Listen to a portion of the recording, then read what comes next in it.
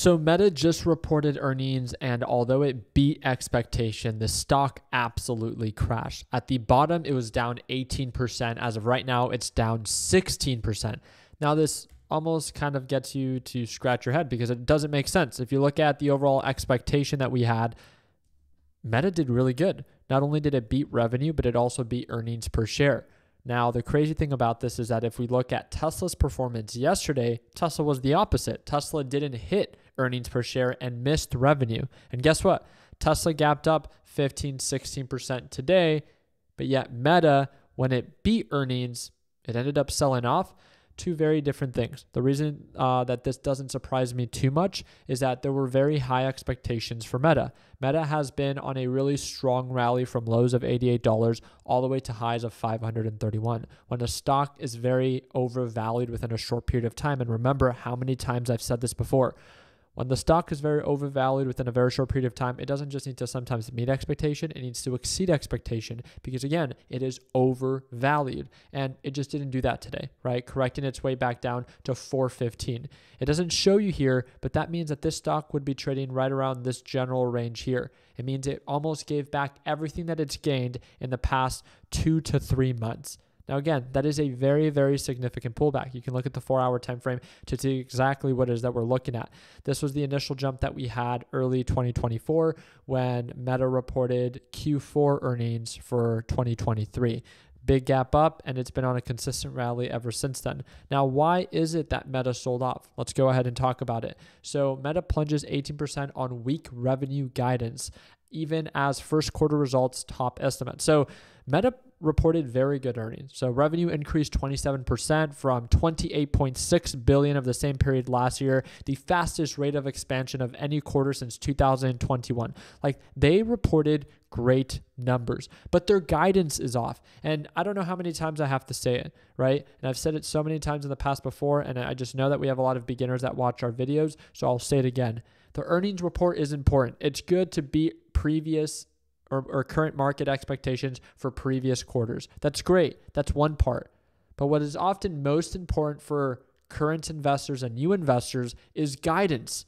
And if guidance is off or guidance is lower than expected, then again, this means that the market will most likely correct itself. So if we go back to this article, there's a specific section where, again, Mark Zuckerberg gave a guidance of Meta's expected sales in second quarter for, which is again the quarter that we're currently in, that they have yet to report on the next earning report, says from 36.5 billion to 39 billion. The midpoint range of 37.7 billion would represent 18% year over year, which is below analysts' average estimate of 38.3. And again, these are all numbers that analysts put into estimates, where if they don't meet Wall Street's expectation or they lower their guidance because it doesn't meet Wall Street expectation, then Wall Street or markets end up selling off, right? Because it's not as bullish or it's not performing as well as it was expected to be. Mark Zuckerberg, I think, made a mistake early 2024 when he said that this year was the year of efficiency. To my understanding, they also have yet to release or actually cut 10% of their workforce in 2024 as well. And although they are really, if you look at it, overall revenue year over year is up 27% as they stated. But nonetheless, according to Wall Street, it is not what they expected. The biggest takeaway from this is, again, no one can predict the future. Let's not overcomplicate it. Let's not make it more than what it is. Yes, Meta outperformed its earning report estimate, but its guidance was off because the stock was so overvalued within a short period of time. Check this out. This was late 2022. All bullish for 2023.